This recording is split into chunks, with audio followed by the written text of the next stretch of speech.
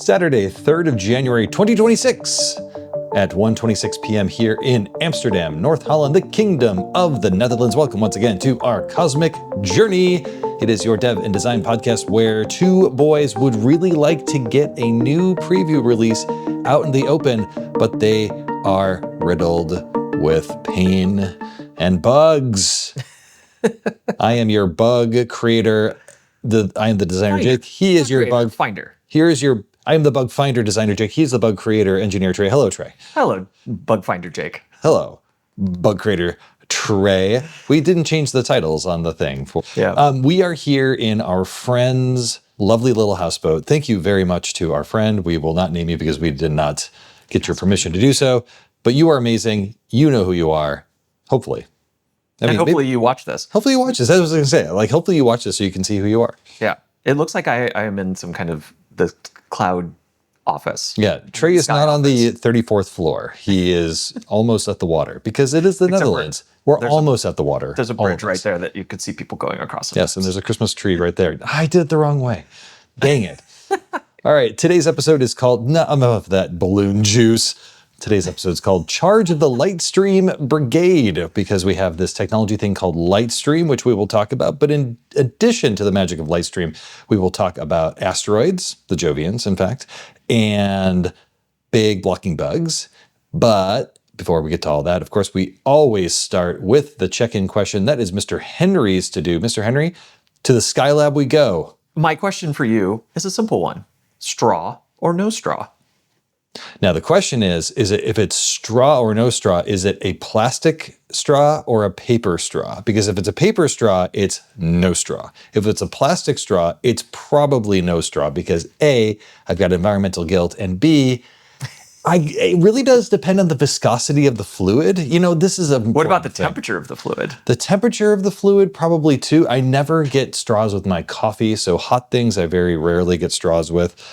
You have to do a straw with your milkshake, your McDonald's milkshake, because of the viscosity and the, which we recently found out was intentional. It's a job to be done. Last longer during your commute drive. During your commute, it's a job to be done. If you are looking for a snack that's going to last you about 45 minutes, taking a McDonald's milkshake into the car does it. Which is funny because it's like that's a McDonald's milkshake and a banana and oatmeal all compete on the same level. They're all foods and everything, but also they're like passive entertainment while you eat. Oatmeal's not that, but like you can eat a banana on the road, but you really can't eat like things that are, anyway, it doesn't much matter. We're talking about jobs to be done. The question though is for you, is it straw or no straw? I'm going to have to go no straw then, because either environmental guilt, or if we do overcome that with paper straws, they just fall apart and they're awful. This is one area, where I unfortunately agree with Donald Trump. They're a mess, paper straws. Does he say that? He does. Oh, God. It's very famous, him kind of ranting about paper straws while signing an executive order for some horrible thing, I'm sure, which is, of course, like, it would be so funny if it wasn't so sad kind of thing. Yeah. How about you? Straw or no straw? Yeah, no, I'm 100% no straw. Like, there is almost never a case when a straw is appropriate. You're raw dogging that? That absolutely. It's coming right out of the container. Nose, right out of your nose. It's coming right out of the nose. Gross. That's like a neti pot sort of thing. Yeah. I guess. Do you put straws up your nose? Yeah, but a neti pot isn't a straw. It's like a little. No, it's a teapot. Yeah. I'm a little teapot up your nose. Through your sinuses and out that I go.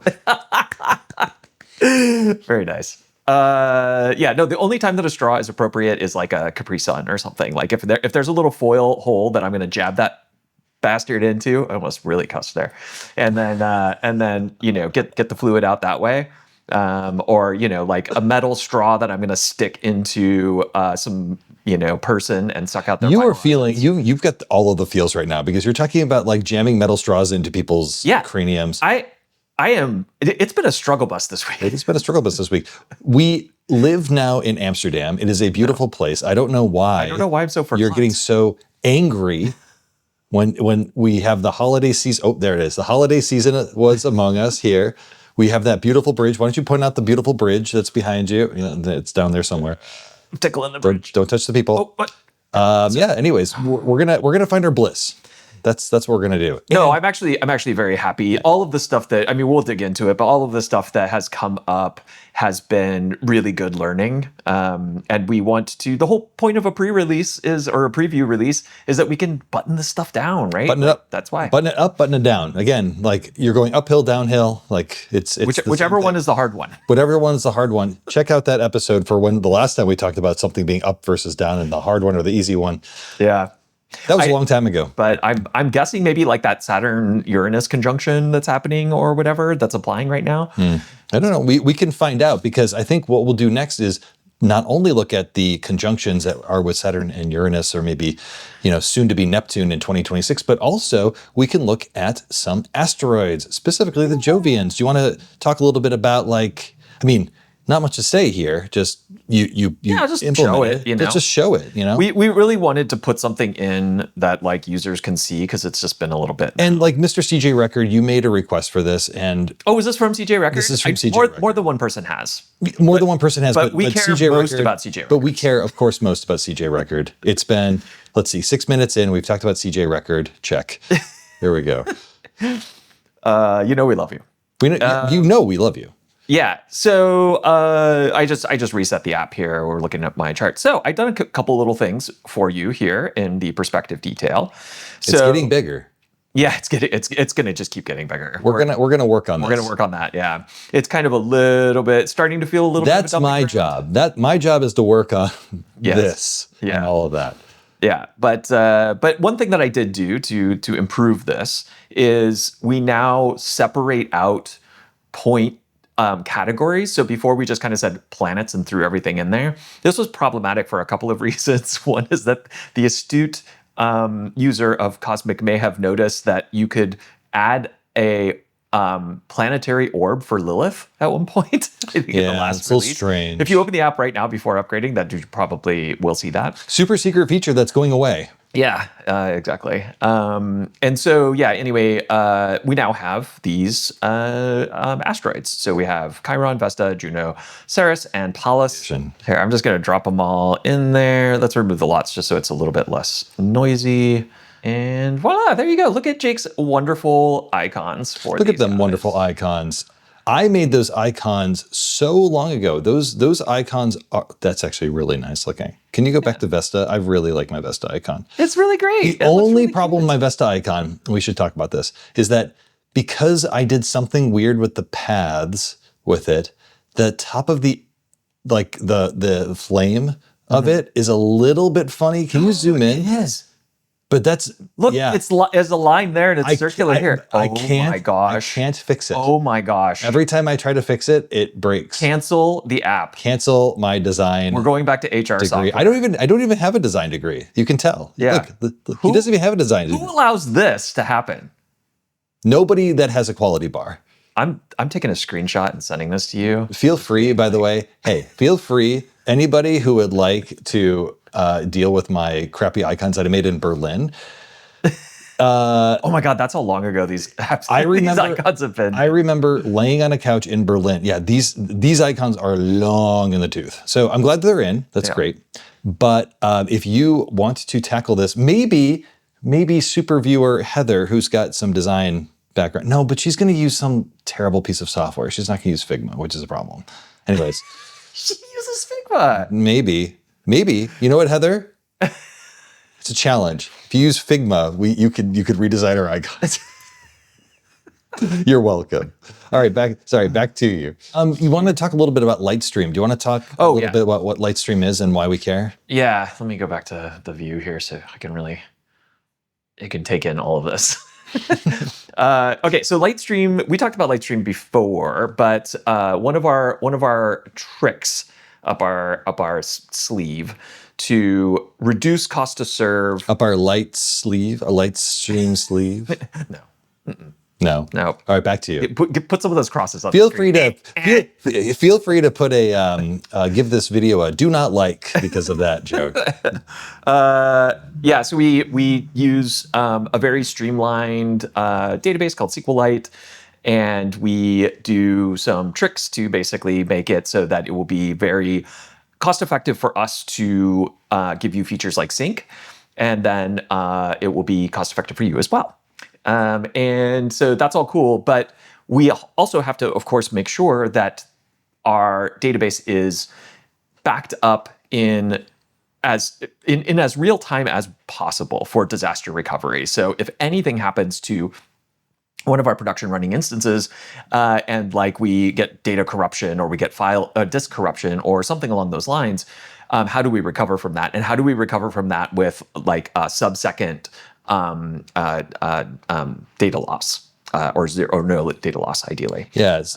Basically, we save data so often that if there is a disruption, we're talking about milliseconds that were lost, not seconds, certainly not minutes that are lost. Yeah, exactly. So, and it's very clever what it does. It's a service that runs, and you back it up to an object store or something like that, some data store backend, and then it attaches to your SQLite, and it is constantly taking transactions and sort of packaging them up and offloading them, and it's doing that in a smart and clever way that doesn't add too much overhead to your database, but then allows you to do a backup and restore.